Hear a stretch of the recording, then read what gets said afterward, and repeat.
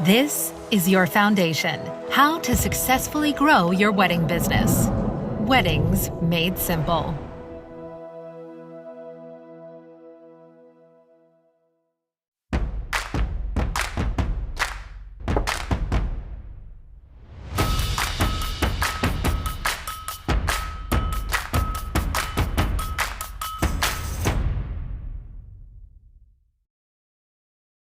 Let's talk about chroma subsampling. Now, this often goes hand in hand with bit depth, and it essentially means the compression of color information to reduce file size. Now, how do we do this? Well, let's take a look at this diagram here.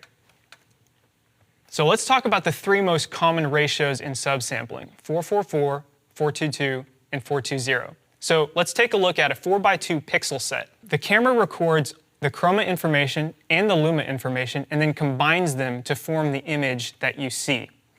And so it is with the entire frame.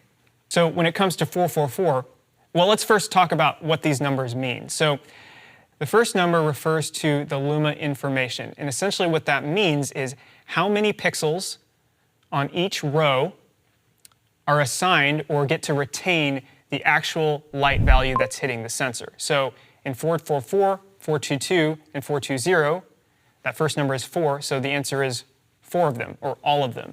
And the reason why is because we don't want to compress the light information, because human eyes are much more sensitive to changes in light than to changes in color.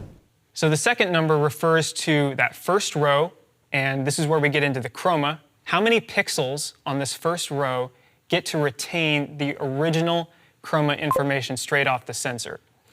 And the third number refers to that second row, and it's the same thing. How many pixels get to retain their original chroma information straight off the sensor? It's essentially that each pixel in like a 444, for example, has its own color value rather than a shared one.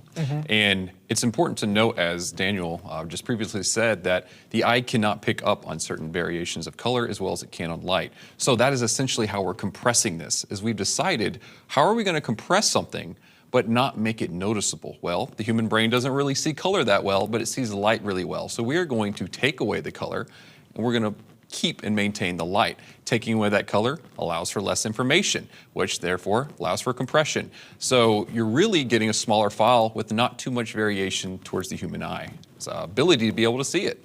Exactly, except for 444, which isn't exactly subsampling at all. It's not really chroma sampling at all, actually. It's not sampling anything. This is actually why 444 is the best ratio to shoot on when doing green screen, because the pixels around the subjects are not being shared. They are true to themselves. So there's no blending or fringing around the green versus the subject's attire. Exactly. So it does matter when we start getting into 422. So if we take a look at this pixel set, you'll see that the 4 is retained, so we still have the same amount of luma information. But the second number is 2, and so that means on this first row, we only have 2 pixels that get to retain their original chroma information straight off the sensor. And then what happens is after they sample these 2 pixels, they copy them over to the adjacent pixels. Same thing for the third number, 2. We only have 2 pixels that are sampled, and then they're copied over to the adjacent pixels. Now, if you combine this with your luma information, you're still going to have kind of a detailed image, which is great.